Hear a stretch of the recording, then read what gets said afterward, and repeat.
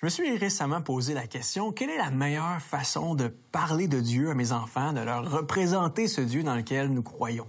Bon, c'est sûr qu'à leur âge, 1 an et demi et 3 ans, leur parler du mot Dieu, je peux définir des contours, mais ça ne veut pas dire grand-chose pour eux. Ils sont plus en termes de collation, pipi, dodo. Ça, ils comprennent ces termes-là.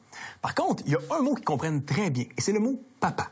Et ils répètent papa, papa ci, papa ça, papa le jour, papa la nuit. Ils comprennent très bien mon implication envers eux dans leur vie. Donc, j'ai commencé à leur parler de Dieu comme étant le papa du ciel, notre papa du ciel à vous et moi. C'est pas magnifique de réaliser que Dieu a parlé de qui il était comme étant un père envers ses enfants. On peut quasiment dire que Dieu a placé dans le tissu créationnel le sens de la famille, un père et une mère, afin qu'on puisse un peu mieux comprendre qui il est lui-même. Jésus parle de cette façon de prier envers notre Père en commençant en disant « Notre Père ». Et j'aimerais vous lire un peu le contexte dans lequel Jésus a enseigné sur la prière dans l'Évangile selon Luc, au chapitre 11, versets 1 à 4. Un jour, Jésus priait à un certain lieu, comme il le faisait souvent, et quand il eut fini, l'un de ses disciples lui demanda « Seigneur, apprends-nous donc à prier, comme Jean l'a appris à ses disciples. Fais-nous une petite leçon 101. » Il leur répondit « Quand vous priez, dites « Père, notre Père, que ton nom soit sanctifié, que ton règne vienne, donne-nous chaque jour le pain dont nous avons besoin. Pardonne-nous nos péchés, car nous pardonnons nous-mêmes à ceux qui ont des torts envers nous. Et ne nous expose pas à la tentation. » Dans un sens créationnel, il est vrai, je crois, de dire que nous avons tous le même Père. Nous sommes en quelque sorte tous frères et sœurs d'humanité. En Malachie 2.10, il est dit « N'avons-nous pas tous un seul Père? N'est-ce pas un seul Dieu qui nous a créés? » Mais ce qui est vrai dans un sens naturel n'est pas nécessairement vrai dans un sens spirituel. C'est vrai que nous sommes frères et sœurs d'humanité au sens créationnel, mais au sens moral et au sens spirituel, il nous est dit que l'être humain a claqué la porte du jardin d'Éden. Il a été mis dehors parce qu'il a refusé la paternité de Dieu sur sa vie. Il a fugué de la maison. Une bonne définition du péché est celle de dire l'être humain veut vivre à son compte et ne veut plus cette connexion avec ce bon papa céleste. Et c'est le début de la mauvaise nouvelle qui est important de comprendre. Nous avons par défaut une paternité qui n'est pas divine, qui est même diabolique. Un jour, Jésus entre en conversation avec des pharisiens et les gars sont convaincus qu'ils sont des fils d'Abraham, que leur père est le Dieu vivant qui s'est présenté à leurs ancêtres et qui sont fils et filles du Dieu vivant. Et Jésus les regarde et dit « Non, non, non, non, non. Vous avez pour père le diable. Vous voulez faire ce que votre père désire.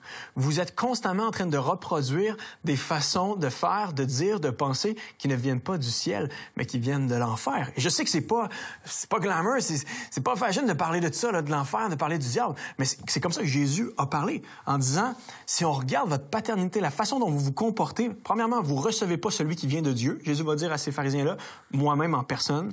Deuxièmement, vous écoutez pas tant la parole de Dieu. Vous préférez des semi-mensonges, des semi-vérités. Vous préférez les mensonges qui viennent du diable. Et troisièmement, il va leur dire, vous reproduisez les manières de faire de votre père, hein? Tel père, tel fils.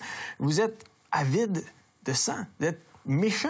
Vous êtes plein de malice. Vous avez une méchanceté dans le cœur qui vous pourrit la vie, mais vous l'aimez trop, cette méchanceté-là.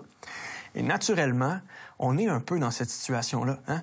On veut pas tant que Jésus règne sur nos vies. On veut pas tant reconnaître sa personne. On est dur face à la parole de Dieu. Ah, Dieu, as-tu vraiment dit ça, là? C'est-tu vraiment mal de pas tout déclarer ses impôts? Hein? C'est-tu vraiment mal de regarder tel genre de film, tel genre d'émission de temps en temps? C'est-tu vraiment mal d'aller voir ces sites web-là? C'est pas si pire, ça fait du bien. Hein? Si Dieu m'aimait, là, il me laisserait faire ce que je veux. Si Dieu veut que je sois heureux, heureuse, là, j'ai le droit de faire ce que je veux, ce qui me rend heureuse, dans ma vie. À moins que Dieu veut que tu sois heureux ou heureuse, mais il n'a que lui-même pour te rendre heureux et heureuse. Donc, naturellement, nous sommes un peu dans la condition de ces pharisiens-là qui, naturellement, rejetons et enfreignons la loi de Dieu. Et ça, c'est la dure vérité. Si Dieu ne fait pas quelque chose pour toi, pour moi, nous avons pour paternité le diable. Mais si je suis ici devant vous, si on prend tous ces moyens-là pour vous annoncer la bonne nouvelle, c'est parce qu'il y en a une bonne nouvelle, que Jésus est venu sur terre pour nous arracher des griffes du malin, des griffes du diable, pour nous faire changer de royaume, pour nous faire changer de maison. Jésus sur la croix a été séparé de son Père, de qui était uni depuis le début de l'éternité, si l'éternité a un début, afin que vous et moi, on ait pu à être séparés, qu'on puisse rentrer à la maison. L'œuvre de Jésus, c'est de faire « Ah ouais, à la maison ». T'es dans un royaume de mensonges, d'avidité, de cupidité, de malice. Ah ouais, dans mon royaume d'amour. Littéralement, dans le Nouveau Testament, il nous est dit que Jésus nous transpose d'un royaume à un autre. Nos prières peuvent dépasser le ciel parce que le ciel est venu vers nous en la personne de Jésus. Vos prières dépassent le plafond parce que Jésus a défoncé le plancher de son ciel pour venir nous trouver. Et c'est pour ça qu'on commence la prière. C'est pour ça que Jésus commence sa prière qui devient la nôtre en disant « Notre Père ». Lorsqu'on se confie en Jésus, on atterrit dans sa famille. En Romains 8,16, il nous est dit « Vous avez reçu un esprit d'adoption par lequel nous crions « Abba », c'est-à-dire « Père ». L'Esprit lui-même rend témoignage à notre esprit que nous sommes enfants de Dieu. Ça, c'est le miracle de la bonne nouvelle de Jésus.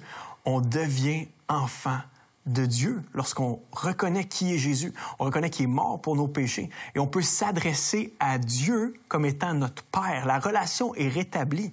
Et c'est pour ça que la prière, d'abord et avant tout, c'est un fils, une fille qui s'exprime à son Père aussi naturellement que vous êtes capable de faire des demandes à vos parents ou que vous en avez faites dans le passé. Vous savez, ma petite fille, elle a 3 ans et je lui apprends quoi? Je lui apprends à me faire des belles demandes. Et je la félicite lorsqu'elle me fait une belle demande.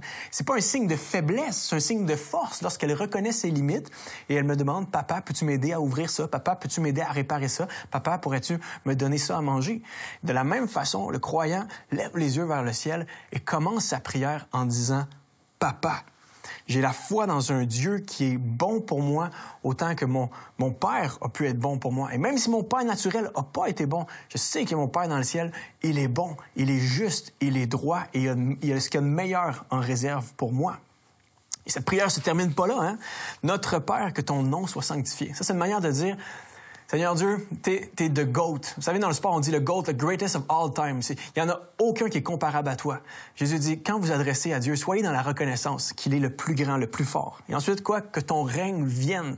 On est conscient que le roi est venu en la personne de Jésus dans toute l'humilité, l'amour, la douceur, mais qu'un jour, il va revenir avec la force, la puissance, comme étant, aux yeux de tous, le roi du Seigneur, le roi du ciel et de la terre, le Seigneur de tout ce qui est.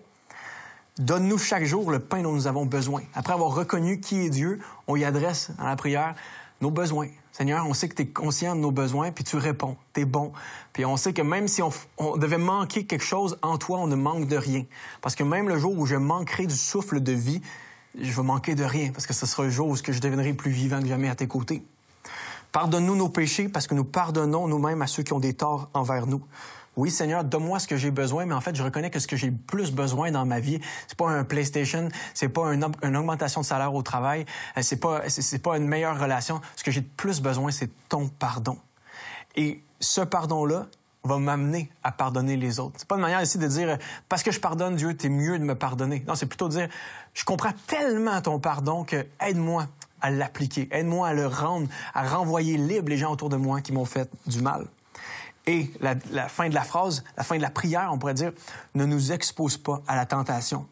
Ici, on peut comprendre, non pas que Dieu nous met dans la tentation, Dieu ne peut pas lui-même nous tenter, mais parfois il permet la tentation. Et le chrétien va devant Dieu en disant, Seigneur Dieu, permets pas que je sois tenté. Mais s'il fallait que tu permettes que le diable vienne me tenter avec ses démons, je te prie que je puisse résister au mal.